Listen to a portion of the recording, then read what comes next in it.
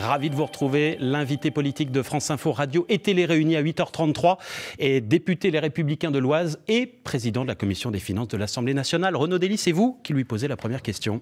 Bonjour Éric Woerth. Bonjour. Nicolas Hulot vient d'annoncer il y a quelques instants chez nos confrères de France Inter qu'il quittait le gouvernement. Cette démission du ministre de la Transition écologique, est-ce qu'elle vous surprend ? Bon, d'abord, on vient de l'apprendre, donc c'est une réaction à chaud.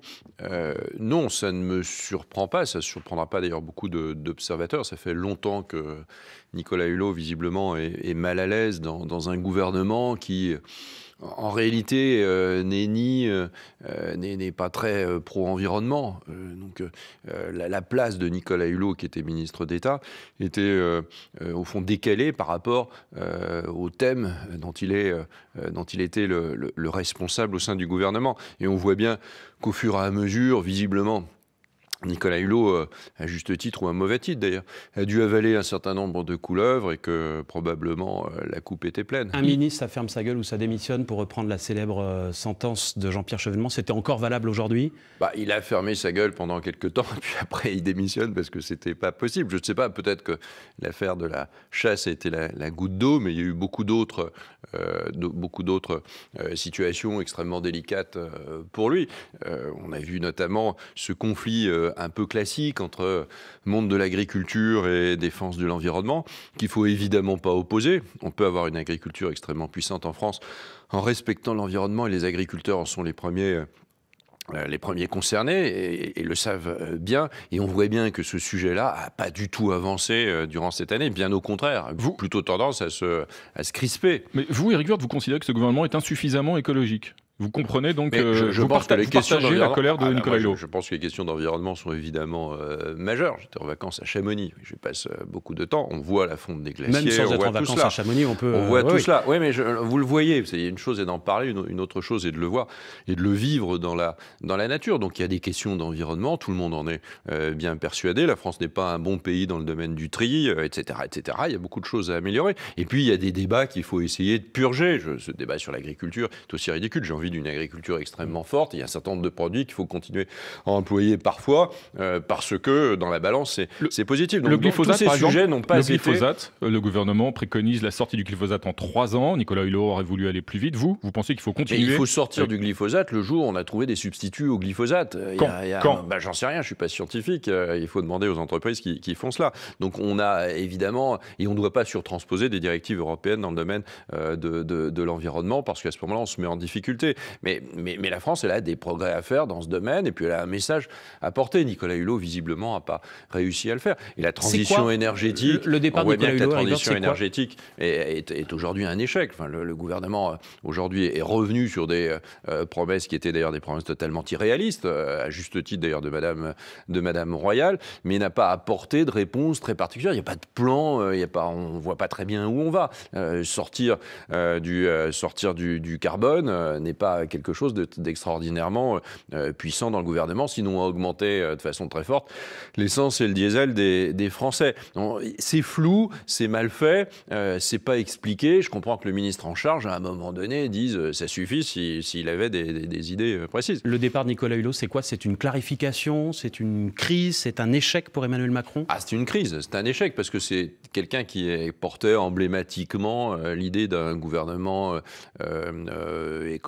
écolo, en même temps pro-business, enfin faisant un peu tout en même temps. Le en même temps n'est pas possible. Il y a des moments où il faut essayer de trancher, ou en tout cas de clarifier. Et rien n'est clair dans la politique aujourd'hui du gouvernement. Et c'est pas clair non plus dans la politique environnementale. C'est donc un coup dur très important donné à Emmanuel Macron, parce que son gouvernement ne résiste pas à une politique qui ne choisit pas. La politique française aujourd'hui, elle ne choisit pas. Nicolas Hulot a expliqué qu'il n'avait prévenu de sa décision ni le président de la République ni le Premier ministre et qu'il l'avait annoncé directement aux Français par l'intermédiaire des médias. Est-ce que ça signe pas aussi l'impossibilité pour les ministres issus de la société civile comme Nicolas Hulot de se fondre dans le monde des professionnels de la politique dont vous êtes ? Mais je récuse cette idée des professionnels de la politique. Il y a à un moment donné, un ministre est un professionnel de la politique, sinon il faut qu'il fasse autre chose. Je veux dire, si c'est un amateur de la politique, ça ne peut pas fonctionner. Dans tout métier, il n'y a pas d'amateur de journaliste. C'est utile, les ministres qui viennent de la société civile. Non. Ce qui compte, c'est des ministres qui soient compétents sur leur sujet et qui fassent avancer les choses, qui viennent. Tout le monde vient de quelque part entre nous. Et tout le monde, à un moment donné, était dans la société civile, et tout le monde y est d'ailleurs tout le temps. Un homme politique, ça fait partie de la société civile. Donc je ne crois pas du tout à cela. Je ne crois pas à cette dichotomie. En tout cas, Nicolas Hulot, il était porteur d'un certain nombre de valeurs. Il était quelqu'un qui était apprécié des Français. On a vu son image se dégrader d'ailleurs au fur et à mesure. C'est-à-dire, plus on est éloigné de la décision, plus on a une image formidable, et plus on est proche de la décision, plus l'image se dégrade. C'est la vie politique. Probablement tout cela, plus le reste, il n'a pas su le supporter. Il y a un problème de gouvernement. C'est-à-dire qu'on voit bien que les ministres n'existent pas aujourd'hui, ou très peu. C'est vrai pour la plupart des ministres. Je ne les mets pas en cause personnellement. Il y a des gens qui sont évidemment compétents et qui veulent bien faire. Mais il y a un vrai problème de gouvernance. C'est-à-dire un président de la République qui pèse trop sur beaucoup de sujets, qui a du mal à faire avancer les sujets, qui se contredit. On parlera d'économie, j'imagine, qui se contredit souvent. Et peut-être un Premier ministre qui ne coordonne pas suffisamment l'action du gouvernement. Et quelqu'un comme Nicolas Hulot, quand on le prend dans un gouvernement, en dehors de l'effet d'annonce, on sait bien que c'est quelque chose qui va peser. Donc à un moment donné, ça craque. Parce que, tout simplement, le gouvernement ne prend pas les décisions que M. Hulot probablement attendait ou n'a pas su faire. Mais il y a d'autres sujets, il y a plein d'autres sujets. La culture est un sujet, la santé en est un autre, il y a plein de sujets. Éric Woerth, je ne sais pas si c'est inédit, mais effectivement, Renaud Dely le rappelait à l'instant, c'est assez étonnant ce qui vient de se passer. C'est un ministre qui annonce à la radio qu'il démissionne sans avoir prévenu l'Élysée, sans avoir prévenu Matignon. Vous imaginez la tête du président ce matin en apprenant ça ? Mais je pense que c'est un coup, parce que probablement, comme je l'ai dit, la coupe était pleine, quoi. Il y a un moment donné, on considère que, j'imagine que sur la question de la chasse, puisque ça arrive le lendemain, donc on peut au moins faire le lien. Oui. Sur la question de la chasse, c'est pas nécessairement des mauvaises décisions que le prend le président de la République dans ce domaine-là, mais sur la question de la chasse, probablement M. Hulot n'était pas informé. Je veux dire, il rend l'appareil. Là, vous dites quand même, on a bien fait de ne pas l'embaucher sous Nicolas Sarkozy, non ? Enfin, moi, je pense qu'à un moment donné, c'est assez difficile pour quelqu'un qui est vraiment un grand observateur de devenir un grand décideur, quoi. C'est très difficile de passer d'un lieu à l'autre. En tout cas, on voit bien que le gouvernement aujourd'hui ne fonctionne plus comme il devrait fonctionner, que les réformes ne sont pas inscrites, elles ne sont pas prévues, elles ne sont pas discutées. On revient sur les choses au fur et à mesure du temps, on se contredit sur pas mal de sujets. Enfin, on voit bien que le président de la République aujourd'hui est dans une phase où probablement il se questionne beaucoup parce que sa politique n'a pas de résultat. On se retrouve dans un instant, Éric Woerth, si vous voulez bien. Il est 8h40 sur France Info. C'est l'heure de faire un point sur l'actualité. Et c'est avec vous, David Daubin. Je ne veux plus me mentir, je ne veux pas qu'on pense que ma présence au gouvernement signifie que l'on est à la hauteur des enjeux de l'environnement. Très ému ce matin sur France Inter, Nicolas Hulot annonce qu'il quitte le gouvernement sans avoir prévenu au préalable le chef de l'État et le Premier ministre. Émission qui intervient également au lendemain d'une réunion entre Emmanuel Macron et les chasseurs. C'est la 20e édition, début aujourd'hui pour 2 jours de l'université d'été du MEDEF. Dirigeants et chefs d'entreprise vont plaider pour l'Europe et contre le protectionnisme. Ils appellent également le gouvernement à garder le cap des réformes. Édouard Philippe y est attendu cet après-midi. Bordeaux, toujours à la recherche d'un entraîneur. Nicolas Taverneau confirme à France Info ce matin que Thierry Henry ne sera pas donc le nouvel homme fort des Girondins. Il était temps pour parler avec le club depuis maintenant près d'une semaine. Et puis 9 départements du sud-ouest de la Charente-Maritime aux Hautes-Pyrénées, en passant par la Dordogne et le Gers en alerte orange par Météo France. De forts orages sont attendus d'ici la fin de la journée. France Info. Deuxième partie de ce rendez-vous politique avec Éric Woerth, député Les Républicains de l'Oise, président de la Commission des finances de l'Assemblée nationale. On va revenir longuement, évidemment, ce matin sur France Info, sur la démission annoncée ce matin de Nicolas Hulot qui quitte le gouvernement. Il l'a annoncé il y a quelques minutes. Mais d'abord, le reste de l'actualité, Renaud Dely. Parmi pas tout à fait le reste, d'ailleurs. Pas tout à fait, parce que parmi les nombreux motifs d'insatisfaction de Nicolas Hulot, il y avait notamment le traitement de faveur accordé par Emmanuel Macron à l'endroit des chasseurs qu'il a reçus longuement hier soir pendant 3 heures à l'Élysée, auquel il il accorde une réduction de moitié, de 50% du permis national de la chasse. Et cette décision, elle a fait d'autres mécontents parmi les défenseurs de l'environnement. On va écouter le président de défense de la Ligue de protection des oiseaux, Alain Bougrain-Dubourg. Je trouve ça du clientélisme pathétique. Ensuite de ça, je voudrais quand même camper le décor. En France, on chasse 64 espèces d'oiseaux différentes.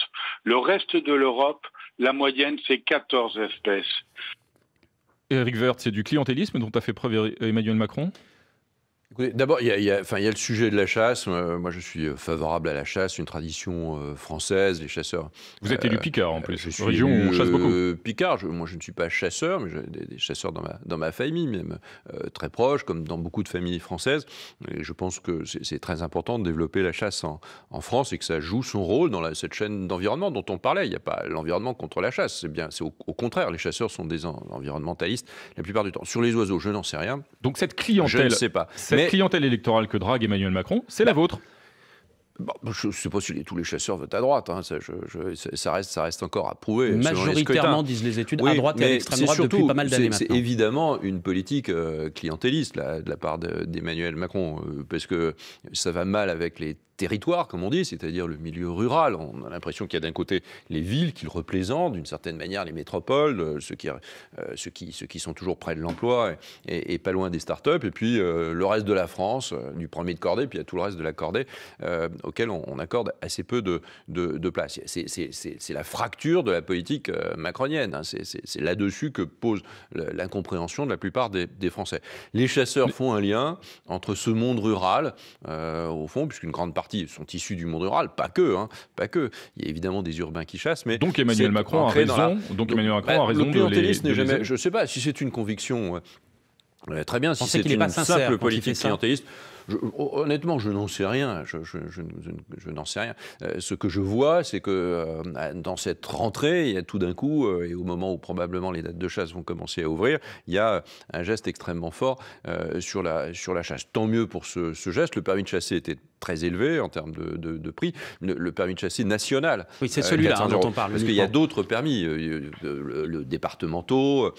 Il concerne à peu près 15%, voilà, 15% le permis national des 1,2 millions de chasseurs en France. Oui, évidemment. C'est ceux qui ont la possibilité d'aller chasser dans plein d'endroits. Donc, ce n'est pas nécessairement les plus ruraux, pour tout vous dire. Donc, mais c'est un signe. Et puis, il y a un dialogue. Et je crois que c'est bien de ne pas avoir de dialogue polémique avec les chasseurs, au contraire. Bon, après, sur les espèces à chasser, il y a des gens bien plus compétents que moi. Mais en tout cas, c'est, à mon avis, évidemment quelque chose de très politique, de très pragmatique, de très ancien monde.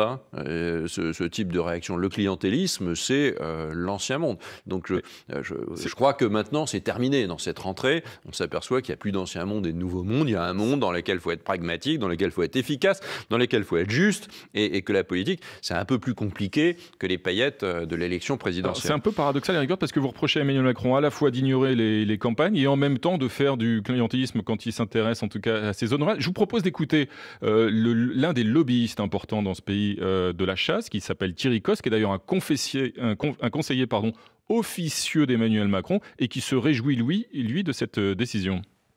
Le président de la République a une écoute formidable, non pas seulement vis-à-vis de la chasse, mais vis-à-vis des acteurs de la ruralité. Et on en fait partie. Et comme on est sans doute, comme le disent la campagne de communication dans le métro qui débute aujourd'hui, les chasseurs sont les premiers écologistes de France, eh ben, c'est normal qu'on parle de biodiversité et de ruralité. Et donc l'accord, il est vraiment global. Alors que votre chef, Laurent Wauquiez, lui, il accusait Emmanuel Macron de d'haïr la province. Non mais c'est pas le cas. On ne réduit pas la ruralité à la chasse, heureusement, parce que, sauf qu'on chasse dans les milieux ruraux, c'est assez rare de chasser en milieu urbain, c'est plus rare, vous avez remarqué. Mais on ne peut pas réduire les choses. Qu'une personne s'exprime, il est content parce que les chasseurs engrangent des mesures plutôt positives pour la chasse, tant mieux. Je veux dire, s'il y a des mesures positives, tant mieux. J'ai voté le Code du travail, donc il n'y a pas de problème là-dessus. On n'est pas dans une opposition caricaturale. Je décrypte simplement le pourquoi. quoi, c'est un peu différent. Mais il y a ce sur quoi ça porte, et puis après, il y a le pourquoi. Est-ce que c'est des convictions ancrées, ou est-ce que se dit clientélisme, pour reprendre la formule qui a été employée par monsieur Dubourg. Je pense que c'est totalement, évidemment, du clientélisme. C'est la politique comme on en faisait, comme on en a toujours fait, malheureusement. Alors Éric Woerth, c'est pas seulement la fête des chasseurs aujourd'hui, c'est la fête du patronat aussi, puisque s'ouvre à Jouy-en-Josas l'université d'été du MEDEF. Édouard Philippe y va aujourd'hui, une dizaine de ministres dans son sillage. Le gouvernement sera donc omniprésent. Est-ce que vous êtes jaloux ? Je trouve que le MEDEF a peu invité l'opposition. Pourquoi ? Je ne sais pas. Je pense que le MEDEF aurait dû, puisqu'il y a beaucoup de ministres qui vont s'exprimer, il pourrait y avoir une opposition, alors peut-être pas autant que de ministres, mais il pourrait y avoir un peu d'équilibre. On peut aussi décider qu'il n'y ait pas de ministres, ou considérer que les ministres sont des opérationnels et que l'opposition n'en est pas. Mais comme on est une démocratie, c'est bien de donner la parole aux deux. Je pense que le MEDEF aurait été mieux inspiré en invitant un tout petit peu plus l'opposition. Si on est mauvaise langue, ça veut peut-être dire, Éric Woerth, je vais y aller. Si on est mauvaise langue, ça veut peut-être dire que ce gouvernement fait plus pour les patrons, pour les entreprises, que n'ont fait les gouvernements de droite avant. En fait, ça, c'est une fake news. Il faut faire très attention aux fake news, comme il y a des fake réformes aussi. Il y a des fake réformes, on le voit dans le domaine de l'environnement, comme ailleurs. Non, c'est faux. Moi, j'irai aux universités d'été tout à l'heure du MEDEF. Vous irez parce que vous avez été invité ? Parce que j'y vais toujours. Vous y allez oui, je ne suis pas invité à m'exprimer. Je l'ai été à des époques, je ne le suis pas. Mais mes collègues, c'est pareil. Donc, je pense que c'est important d'y être, parce qu'on aime les entreprises, on a envie de le montrer, et on a envie de réformer ce pays en faveur de l'entreprise, parce qu'en faveur de l'entreprise, c'est en faveur du pouvoir d'achat. Hein. La richesse, c'est dans l'entreprise, c'est pas dans les administrations. Donc c'est bien dans l'entreprise, on ne peut pas avoir de pouvoir d'achat sans des entreprises compétitives. Mais ce gouvernement, comme vous dites, a fait très peu pour l'entreprise. Quand vous regardez un journal du matin, aujourd'hui plutôt classifié à droite, qui dit... Parlons clairement. Le Figaro. Quand vous regardez dans ces colonnes les mesures prises en faveur des entreprises, la plupart de ces mesures ne sont pas des mesures prises pour les entreprises, c'est des mesures prises pour les entrepreneurs, ou c'est des mesures prises pour les ménages. C'est de la fiscalité des ménages. Quand vous faites le prélèvement fiscal libératoire, et qui existait sous Nicolas Sarkozy, c'est Hollande qui l'avait changé, quand vous supprimez l'ISF en partie, c'est une mesure personnelle, c'est de la fiscalité personnelle. Sur les entreprises, au contraire, on fait moins bien que Hollande. Et pourtant, le MEDEF invite donc en grande pompe le gouvernement. Parce que la croissance a tout masqué. La croissance, elle a anesthésié d'une certaine manière la capacité d'analyse de la situation, et donc la capacité à réformer. Et c'est ça qui est très grave. Et cette croissance qui n'a pas été provoquée par le gouvernement, mais dont le gouvernement a hérité, c'est tant mieux, dont la France a hérité, c'est tant mieux. Cette croissance n'a pas été utilisée pour réformer le pays comme il se devait. Et cela fait maintenant plus d'un an et demi que nous le disons. Et il faut aller évidemment maintenant beaucoup plus loin. Et ce n'est pas le cas dans les mesures qui sont annoncées à la volée comme ça sur le budget 2019. On rentrera dans le détail tout au long de l'automne. Mais ces mesures, elles ne vont pas dans le bon sens. Les entreprises sont plutôt les dindons de la farce de ce gouvernement. On marque une pause, Éric Woerth, si vous voulez bien. On se retrouve dans un instant. Il est temps de jeter un œil à l'actualité de ce mardi matin, 9h-10 sur France Info. Les titres, David Daubin. Et c'est l'annonce surprise de cette matinée. Ni le chef de l'État, ni le Premier ministre n'étaient, semble-t-il, au courant. Très ému sur France Inter ce matin, Nicolas Hulot affirme qu'il quitte le gouvernement. Il ne veut plus se mentir, ajoutant que sa présence au gouvernement ne doit pas laisser penser que l'on est à la hauteur des enjeux de l'environnement. Parmi les réactions, celle de Benjamin Griveaux, porte-parole. Il affirme regretter ce départ. Yannick Jadot, de son côté, déclare que Nicolas Hulot refuse de servir de caution et qu'il a entièrement raison. En juillet dernier, une jeune femme se faisait agresser en plein Paris pour avoir répondu à des remarques obscènes. Les images avaient été diffusées sur Internet. Un homme a été interpellé et placé en garde à vue. Il doit désormais être formellement identifié par la victime. Un des principaux responsables du groupe État islamique tué par l'armée française. Ça s'est passé dimanche dans le nord du Mali. Opération qui a également coûté la vie à 2 civils dans la région de Ménaka. Et puis cette nouvelle désillusion pour Simona Alep. Comme l'an dernier, la nouvelle numéro 1 mondiale a été éliminée dès le premier tour de l'US Open. En revanche, les Français ont réussi leur entrée en jeu. Ça passe pour Charby, pour Humbert et pour Simon. France Info. De Éric Woerth, député Les Républicains de l'Oise, président de la Commission des finances de l'Assemblée nationale, est avec nous en direct sur France Info. L'information de ce début de matinée, c'est donc la démission annoncée il y a quelques minutes maintenant du ministre de la Transition écologique, Nicolas Hulot. C'était ce matin en direct chez nos confrères et amis de France Inter. On l'écoute.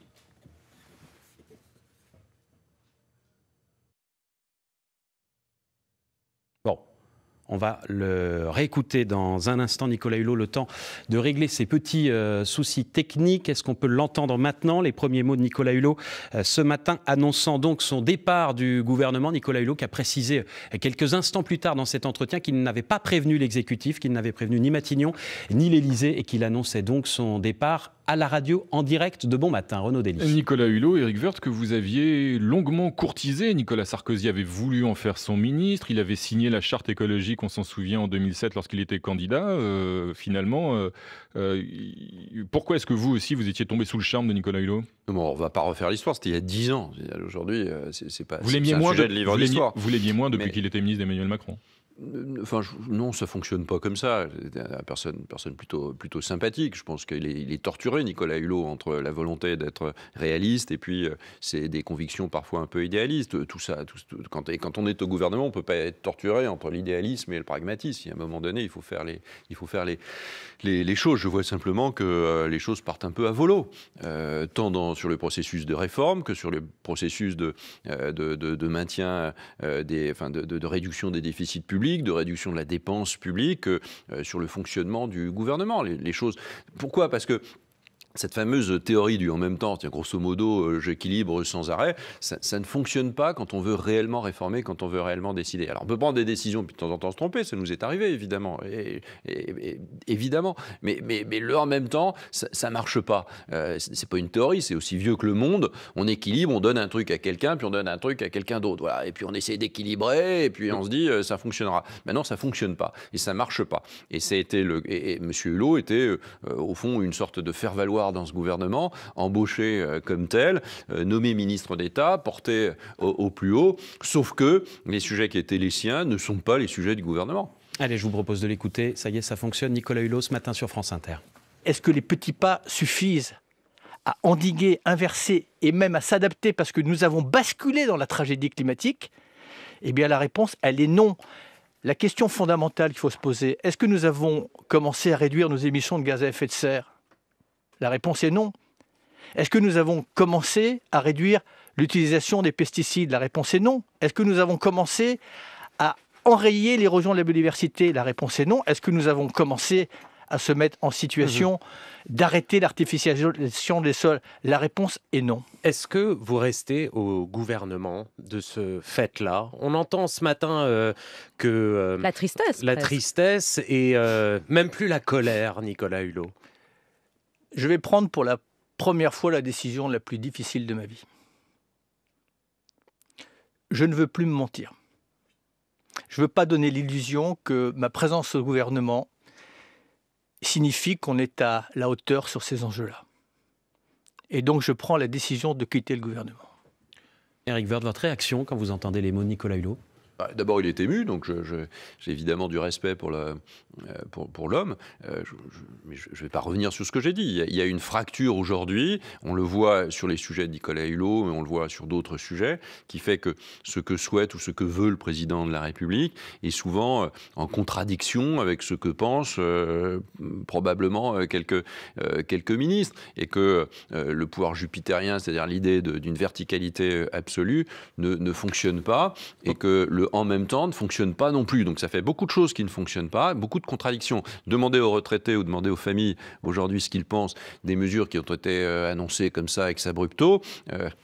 Il y a un moment donné, ça ne marche pas parce qu'il n'y a pas de réforme derrière. Il n'y a pas de véritable réforme. Le vrai problème, c'est d'ailleurs ce que dit Nicolas Hulot dans son domaine. Après, on peut en discuter. Mais il n'y a pas de véritable réforme. Contrairement au côté hallucinogène que provoque, au fond, la doxa macronienne. Éric Woerth, quand on écoute la plaidoirie de Nicolas Hulot et cet aveu d'impuissance, en fait, on a l'impression que la politique, ça ne sert à rien. On a l'impression qu'il s'est rendu compte qu'être ministre ne servait à rien.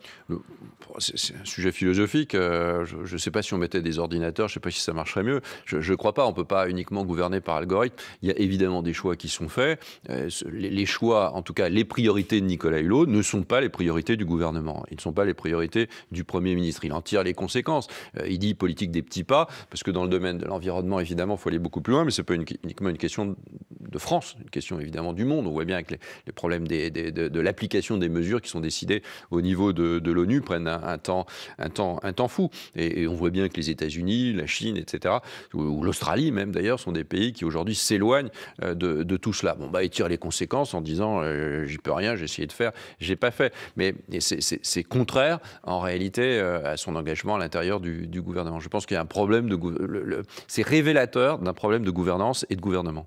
3 réactions rapidement au départ annoncé de Nicolas Hulot ce matin. L'une au sein du gouvernement, les 2 autres dans votre parti. Éric Woerth, Benjamin Griveaux regrette un manque de courtoisie de Nicolas Hulot.